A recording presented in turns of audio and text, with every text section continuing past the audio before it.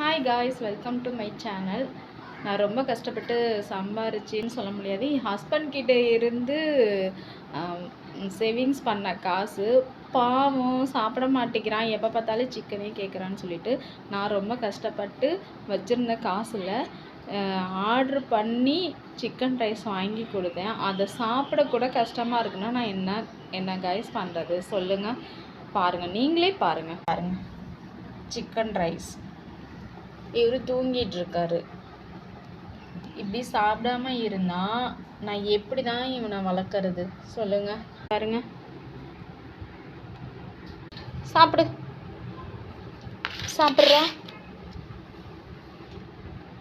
சாப்பிடு ராமு.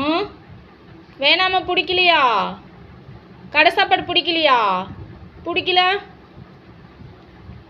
உன்னை வச்சு நான் என்ன ராமு பண்ண சொல்லு.